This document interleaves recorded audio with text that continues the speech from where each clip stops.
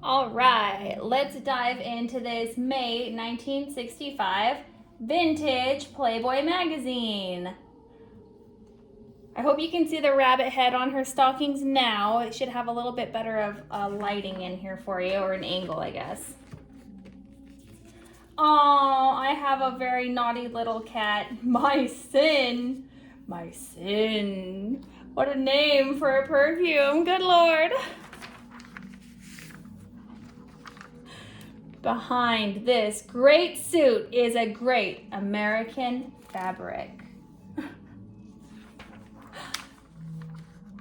Let's see. Oh, Stella by Starlight. Oh, that must be why I got this particular one. I got it a while ago and I couldn't remember why. It must be one with Stella Stevens in it. A new discovery of mine who I am absolutely crazy about. I have mixed feelings about these advertisements.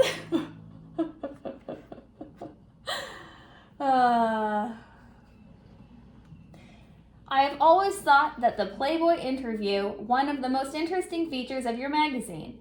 While your interview with the Beatles in the February issue topped all others. It showed a side of the Beatles that few people have seen before. It showed them as fun-loving, dirty young men, as Ringo calls them, agnostic, as John calls them, all around good chaps.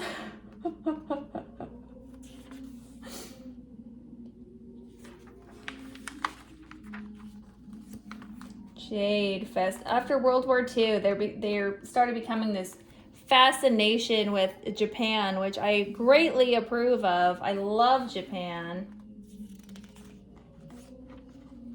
Look at these creases in the front of his pants. Is that still a thing? Do guys still do that? I don't think they do. Sometimes I like it, and sometimes I think it's a bit overdone. This is a weird picture. I really am liking his Mormon vibes, though. I like how he has buttoned his collar down. That always cracks me up.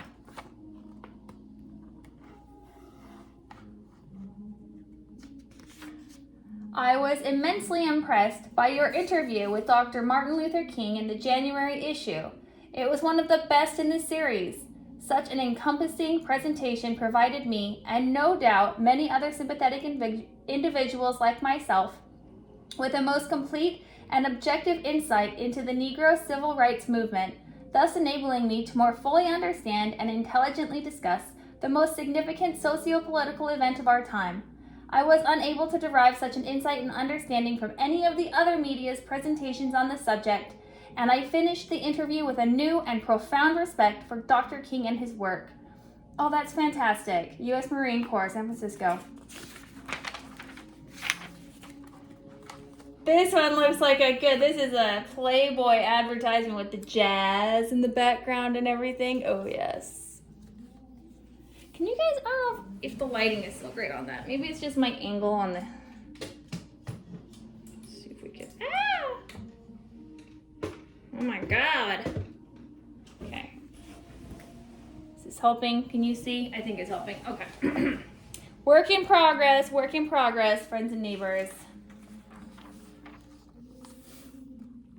I love that jacket. That sports coat, I mean.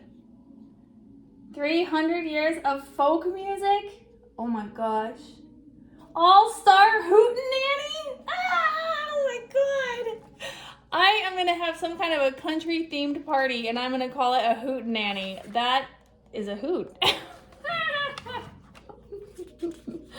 Oh yes, no Surgeon General's warning on here, none at all. Everyone's grandpa wore these shoes to church, especially that buckle one. Oh my God.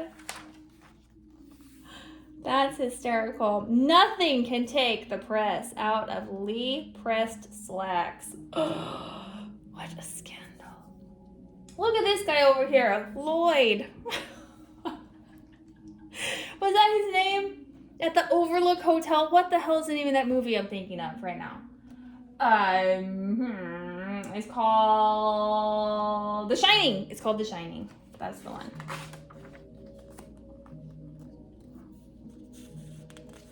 Let the good times roll. hysterical 60s hairdos. I just love them.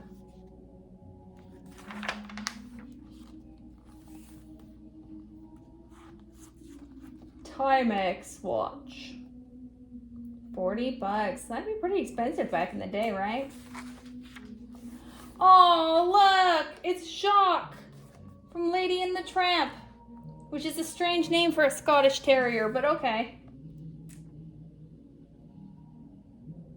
Oh my gosh, how funny. Everybody loves doggies. Almost anything tastes better with Angostura. What the fuck is that? Does for food and drink. What is this? Aromatic bitters? 45% alcohol? I bet that will make most things taste better and look better and feel better. Good Lord. Can't much blame others for trying to copy the flavor of country club malt liquor. And missing, that reminds me of like when Trump gives a speech or something and he says, oh, and they did this and there's a bunch of losers. Sad. What? Oh my God.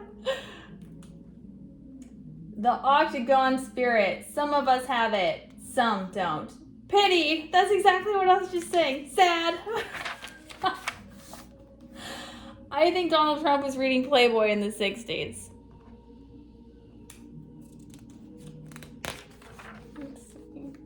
Oh, pipes. I have a soft spot for those pipes. Too bad smoking is bad for you.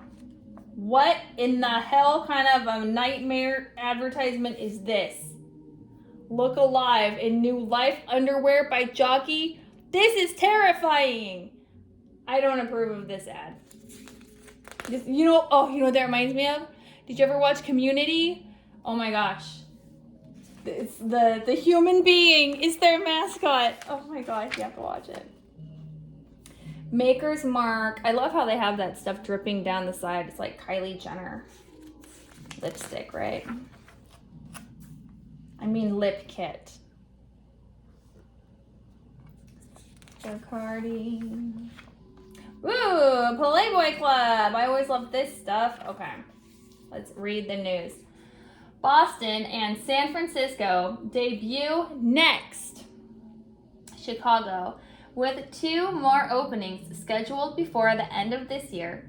Playboy Club key holders will be using their keys in 14 major U.S. cities and at our tropical Jamaica Bunnyland during 1965. Oh, damn, I would have loved that.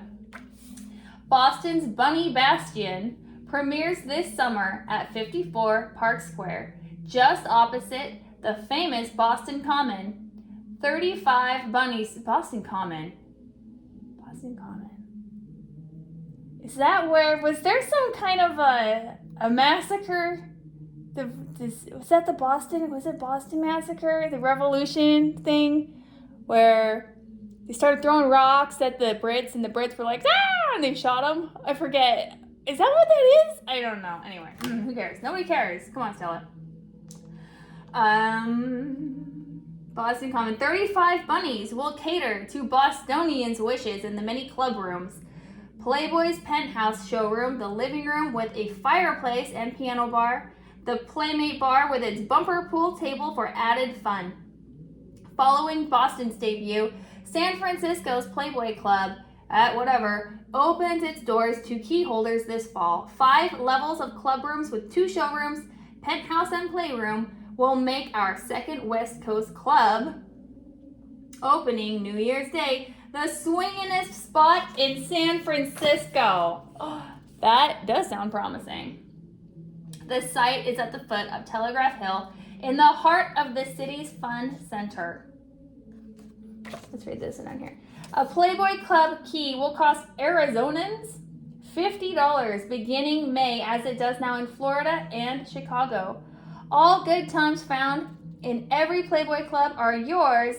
Gourmet food for the same price as a drink, man-sized drinks, luncheon and cocktail privileges for your Playmate, Twist parties and jam sessions. Twist parties and jam sessions? This is great.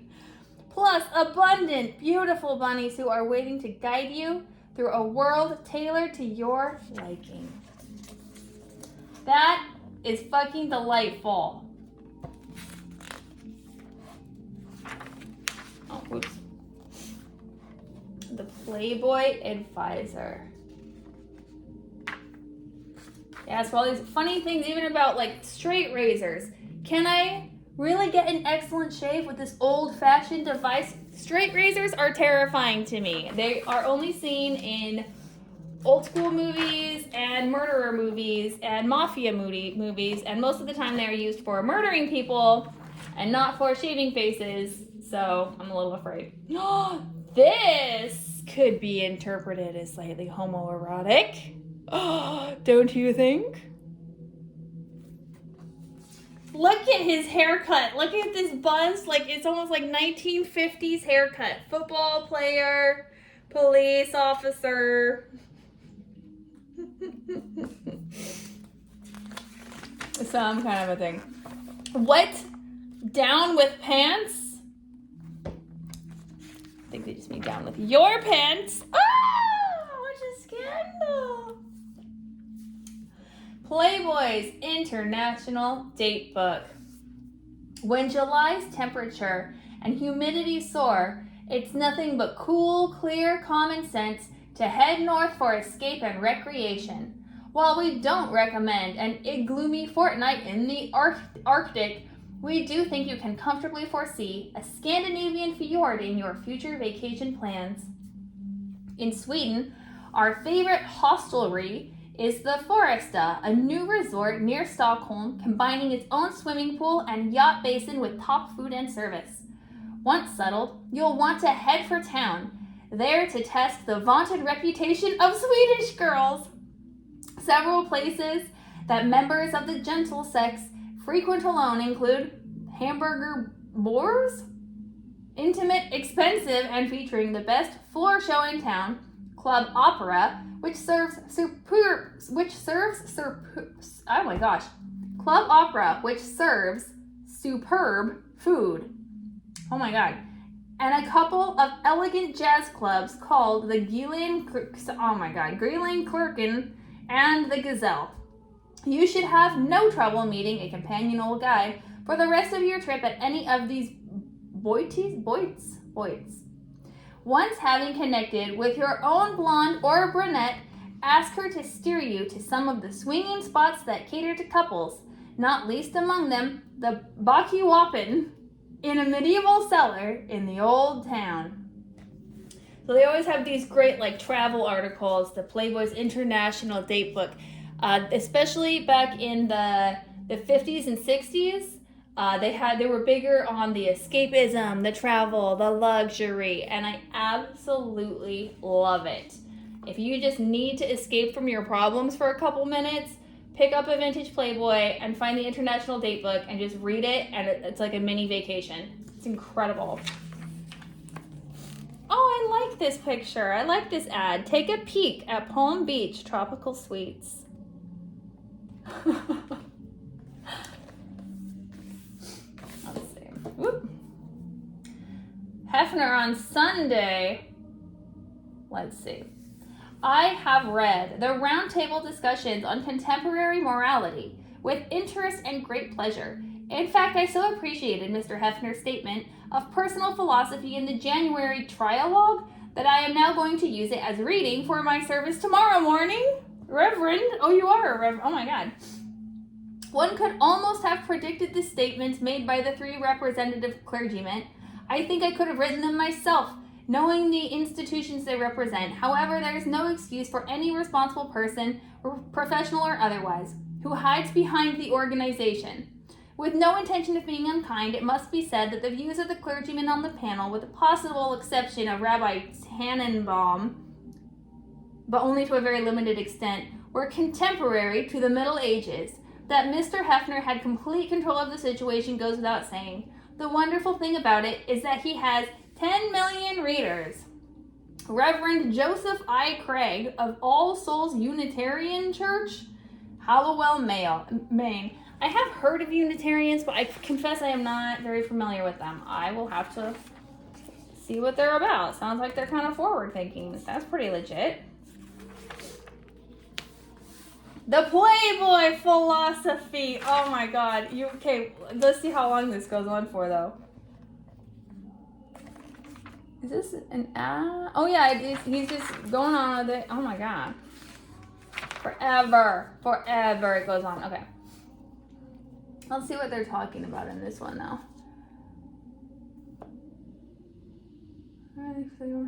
Spells out guiding principles and editorial credo. Okay, so this is just kind of going over different aspects.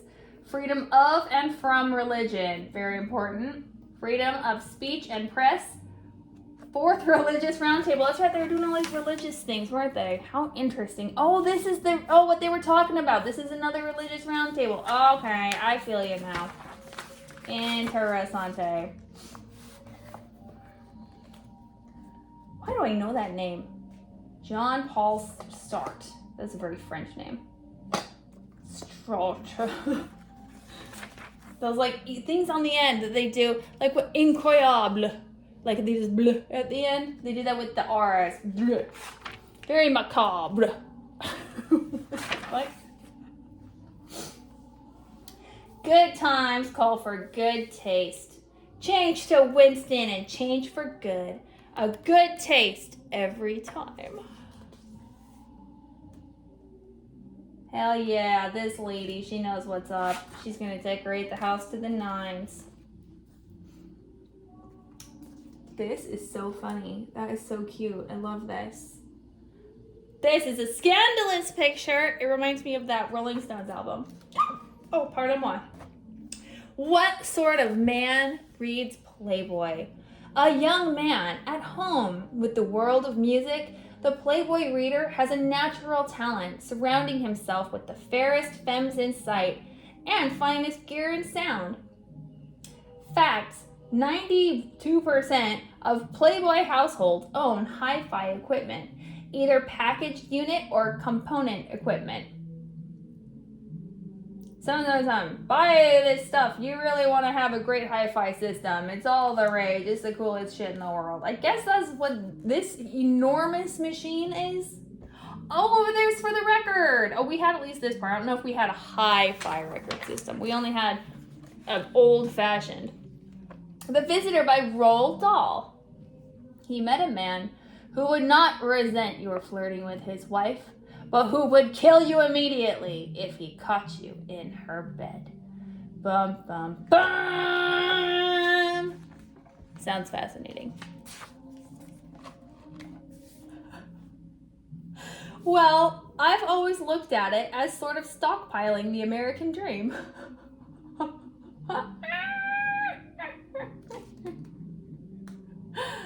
Hey, it looks like a good time as long as everybody's a consenting adult. Party on!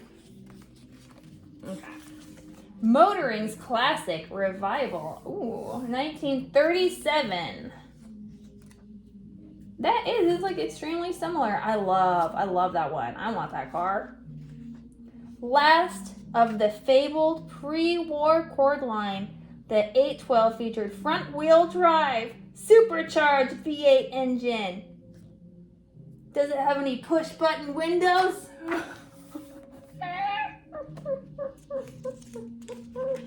I love when they advertise this new stuff like that. It has windshield wipers.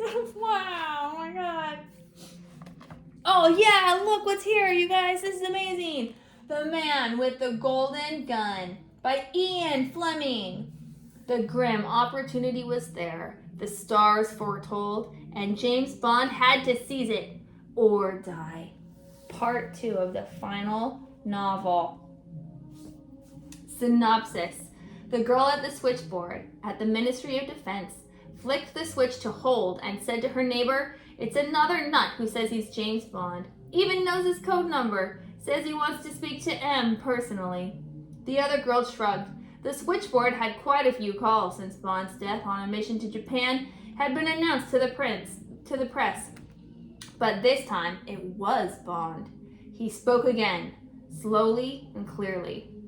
This is 007. Would you put me through to M? I want to make an appointment. Miss Mary Goodnight was my secretary. She'll recognize me. I thought it was Moneypenny. Maybe Mary Goodnight is his new one? I don't know.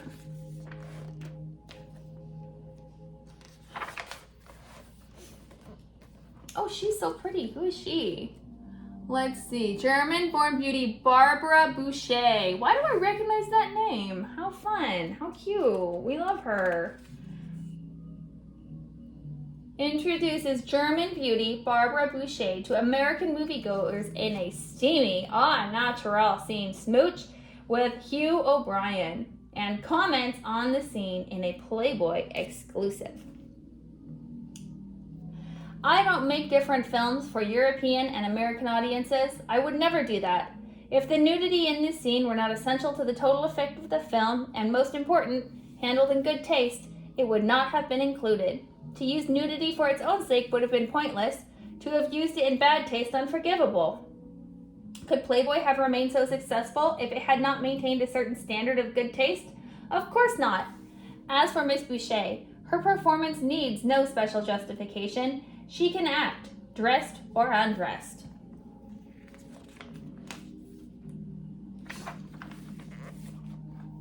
Ooh, this is a steamy movie. Very pretty too. I like the colors very much. The Liberal Dilemma, a noted political commentator's view of the predicament facing progress-minded Americans. That would be interesting to see what even the application of the word liberal, it implied something very different, I think, in 1965 than it does today. Yeah, all of the good whiskeys. Who's got the best whiskey?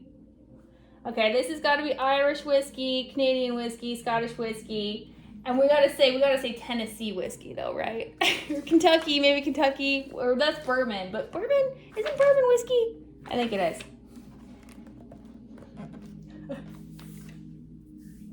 Well, I'm glad she's finally getting interested in something besides running around with boys. Oh my goodness.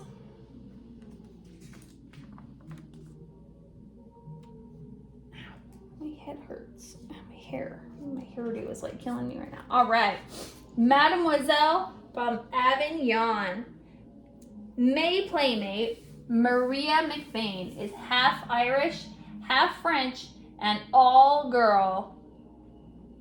Francophiles will be pleasantly surprised to learn that despite the unmistakably Celtic ring to her name, May playmate Maria McBane is every bit as French as croissants and the can-can. Born in Avignon, in the heart of the French wine region of Provence, our 19-year-old Miss May was reared in the traditions of the provincial Petit Francais until the age of 10, when her family sold their small vineyard and came to America. As she recalls, we settled in Detroit. My father always had a certain flair for mechanical work and felt that the automobile industry offered the most opportunity for him to develop his talent. No one seemed to mind the changing customs except me. For one thing, I had been drinking wine since I was old enough to lift a glass, and topping off a hearty meal with milk seemed positively primitive at first. Another thing I missed was the community folk dancing. Back in Provence, any feast day or civic event was ample excuse for the whole town to get together and dance all day. Oh, that's sweet. Maria's penchant, I don't know, maybe I'm reading too much French stuff, for things, oh man, Terpsichorean? I'm gonna have to look up that one. You got me, Playboy. All things Terpsichorean was further enhanced during her high school days in Detroit, when she was asked to join the professional teenage folk dancing troupe called the, Tambourisans, and subsequently toured the country during a summer vacation. When the group made its West Coast swing, says Maria, I immediately fell in love with California. For a girl brought up in the sunny clime of southern France, California was just what the doctor ordered. Since her graduation from Detroit's Western High last June, Maria has been a confirmed resident of the Golden State, where she commutes daily from her apartment in suburban Glendale to her job as a Los Angeles dentist assistant, issuing the possibility of a career in professional danseuse. This month's bilingual beauty still keeps in shape by taking weekly lessons in modern and folk dancing. I can't see myself living as a hoofer, she confides, but I would like to take a crack at operating my own dance school someday. On weekends, Maria heeds the call of La Mer and heads to the Newport Harbor, where Saturday sailors can rent a sloop on the afternoon at a nominal fee. After dark, she prefers a quiet repas with a guy who's witty and has eyes only for me. Those who haven't already eyed the centerfold, regard tout le suis. I don't know what that means, and I'm not sure if that's how you pronounce it, but that was my best impression of French, I guess. Look at these guys I got in these hysterical, stereotypical French shirts. You guys ready? Oh wait, no, you can't see the whole thing. Fudge. Okay, there we go. Yeah! Those are probably the nicest natural titties I have seen in my life. Holy baganza. Wowzer, girlfriend. You have some good jeans. Gorgeous. Gorgeous, girl. Golly, Mr. Shercliffe. It should be fun. He's in the pool at night. Oh my God.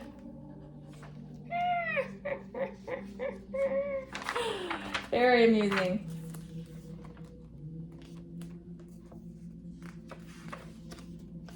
That is a very, very 1960s shirt. Ooh, these are cute. I like this. Look at that hat. That is a 1960s hat right there. I want her glasses. I am obsessed. I'm obsessed with round glasses. I need them. That art school did him a world of good. That's great. Oh my God. And this time, be more careful. Fuck you guys. Hows and whys of the perfect murder. I actually love true crime shows, and hysterically, I have a friend who lives in, I think, Tampa, and she does burlesque with me, but she is also a mortician, and she has a wonderful, black sense of humor, dark sense of humor. I do too. A lot of times I have regular humor, but occasionally I will laugh at something that's like a little inappropriately dark, like I'm cringing and laughing. And I shared one of those things on my Facebook recently, and at first people were freaking out at me, but she was one of the awesome ones who was like, like she got it and commented and everything else, and I felt better. Yay! Stella! Stella by Starlight. Oh, I'm obsessed with her. I just discovered her and I'm in love. So, Playboy revisits an erstwhile playmate who has risen to stardom in Hollywood's heavens. Stella Stevens, one of Hollywood's fastest rising stars, has the rare distinction of being the only erstwhile playmate, January 1960s, whose cinematic career reached its turning point during rather than after the unveiling of her centerfold charms. Since that fateful day, when Playboy's lensman stopped shooting long enough for Stella to answer her telephone and accept the part of a Appassionata von Climax? What the hell kind of movie is that? Her status as a screen siren has been secure, yielding to producers' efforts to typecast her as a blonde bombshell. See, I would fucking love that. People who get mad about what they're typecasted about, get over it, okay? You're an actor, and this is what you're good at. You don't have to be, like, the world's most important person. People are ridiculous. Anyway. I don't understand. A la Playmates Mansfield and Monroe, Stella has given her appealing all opposite such diverse leading men as Glenn Ford, Jerry Lewis, and Elvis Presley. The sexy parts are always attract more attention. But she is now playing roles which call upon the full range of her dramatic talents and has signed a 5-picture contract with Columbia. Stella's playmate pose touched off a series of sermons against nudity by a local preacher in her hometown of Memphis. Oh my God, that would be the best thing in my life. Oh my God. I may not have gone over too well with the Tennessee Baptists, Muses Centerfoldum's most cinematic sex symbol, but it certainly didn't hurt my career. The important thing is to be singled out. That's next door to being loved. If I can make it big, I can make it big if I really work at it. After all, Stella does mean star. Bitch, I love you. Oh my God, I love her. This girl is my fucking fave. An outspoken critic of conformity, Stella once refused an offer of a free plane fare to Hollywood from a major film studio exec because too many people are always looking for the free ride in life. A bride, mother, and divorcee, all before the tender age of 18? She now alternates a busy shooting schedule at Columbia and a hectic home life that embraces one terribly bright son, a frenetic housekeeper, 2 neurotic pet spaniels who think they're really people, and 2 negative oh my gosh, and 2 neurotic pet spaniels who think they're really people. On her career, I dislike the idea of setting goals for myself. Perhaps I'm just basically lazy, but I refuse to look at a career as some sort of life plan. I prefer to play things by ear and to do the best job I can with each new role. That's right, girl. I like that. On nudity, I think the people who condemn it the most are probably the least psychologically fit to make judgments about anything. The more the better. On sex, the more the better, both on and off screen. Our society is slowly pulling away from the old puritanical, and I will add, patriarchal ties. And Playboy has undoubtedly been a major force in this sexual evolution. I am proud of being associated with the magazine. On the ideal man, for me, there's no such person as Mr. Right. Why waste time looking for someone who meets a bunch of rigid, pre-established standards? It takes all the mystery out of life. When it comes to men, I'd prefer to be surprised. On children, I'd like to have at least 2 more, preferably after I've remarried. On herself, I guess you could call me a typical bohemian. I love to paint, write poetry, and most of all, live a life that's free to go in any direction. Don't you love her? I am obsessed with her. I love her. Oh, I almost forgot. Leave an extra pint of cream today. Ah! I think he just did leave a pint of cream. Ah! As long as you're up, darling, would you grab my pants? Lively little shrub, isn't it? Oh my God, that shrub is going to jail. The history of sex in cinema. Wowzer. Oh my gosh, look at this 1920s. That's fantastic. Whoop, whoop. Yeah! The Vamp, high priestess of Hollywood's home records before World War I, was the predatory vamp, exotically embodied by Theda Bara, working her wiles at left on a mesmerized Mark Antony, played by the stage star Fritz Lieber in the screen's very first Cleopatra. That is fantastic. I don't know if you can see these pictures well enough, but they are great. Johnny Walker Red. The Beast from Outer Space.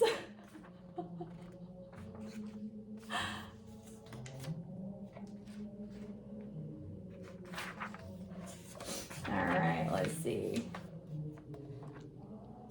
Dad, excuse me for interrupting, but is this birds and bees jazz a chicken way of explaining the reproductive process of people? Why, yes, Johnny, yes it is. Yeah, what do you guys prefer? Do you prefer bottled or tap? Because honestly, I like them both. I can't super tell the difference. I know some people are super picky about that. I'll see if he's in. He's in.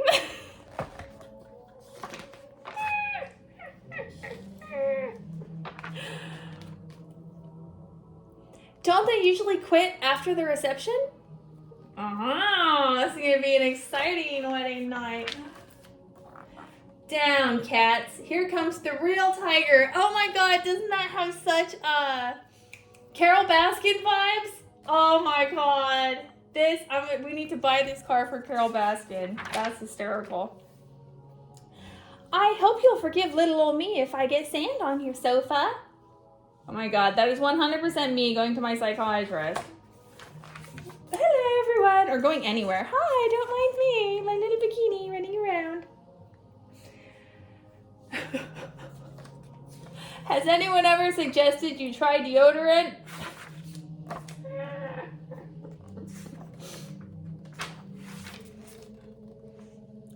Oh my god, get out of my life. Okay, I get accused of not having a sense of humor about some things, but I would just like to say I do. Okay, for example, I don't like rape jokes and I don't like bestiality jokes. I think they're gross. However, I don't think they're inappropriate. And I have heard rape jokes that are funny, and I have had a rape experience myself, and so, I'm extra sensitive to that. So if I can laugh at it, if it's a clever joke, I think anyone should be able to laugh at it, if it's clever. So over here, this was a disgusting bestiality joke, but it was funny. They did a good job of telling the joke. It's just a joke. I am so anti-people trying to squash down. Marriage counselor, so far so good. Trying to squash down the comedians. No, absolutely not.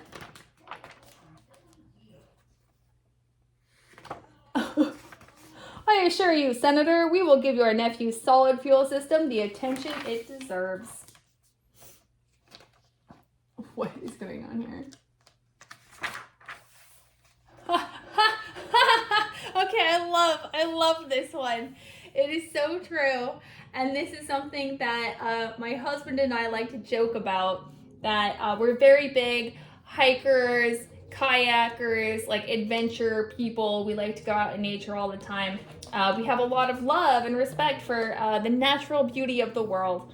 But he has mentioned to me several times, and I must agree, that there is nothing more beautiful in the world than a woman's body. It is the most beautiful thing. Out looking at the mountains on the horizon and the majestic clouds above us. And I still kind of notice, this hot lady when she goes walking by. My husband tells me when he went to the Sistine Chapel, this is before we had met, and he was looking at this beautiful art, and he was really kind of taken back. Oh, so beautiful. And then he caught himself looking at this chick's butt when she was walking by, because there's nothing more beautiful, not on a mountaintop and not in the Sistine Chapel. There is nothing more beautiful than a naked woman. Or a woman's body, I suppose I should say. Oh, this is hysterical. This is so funny. I need that picture.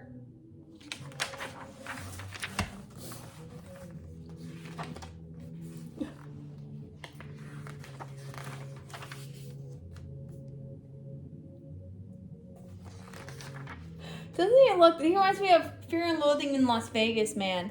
Doesn't he look like he's on his way to do unspeakable drugs in Las Vegas?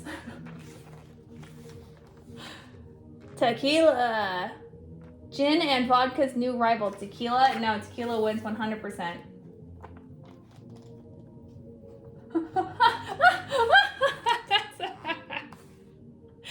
That's a good one.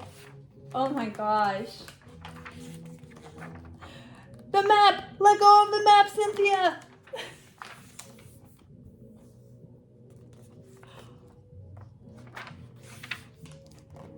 Oh my god, your harem.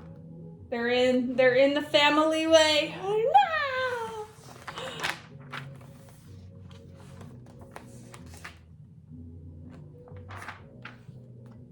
Oh, little Annie Fanny. I love these illustrations. I think they're so funny. Ah, come back. I love Annie Fanny. Next month, we're gonna have all kinds of, ooh, Ursula Andress. The Big Bunny Hop. The Man with a Golden Gun, Part 3 of James Bond's Final Adventure. More history of sex and cinema. Short history of beer in praise of obesity. And Playboy's gifts for dads and grads. Oh, very cool. Well, that was a lot of fun. Thank you so much. Oh, wait. Here we go. I forgot that I'm not on here anymore. Oh my gosh, what are we gonna do? 40 minutes? Jesus H. Christ. I might have to cut this down or something. Well, thank you so much, friends and neighbors, for joining me again for this wonderful Playboy review, vintage Playboy review of May 1965. That was a lot of fun, and I look forward to next week or whenever we get the next one going on here. Stella Stevens is my super fave. Let's see if I can find some more of her, huh? Thanks so much, friends and neighbors. Don't do anything I wouldn't do, and I'll catch you on the flip side.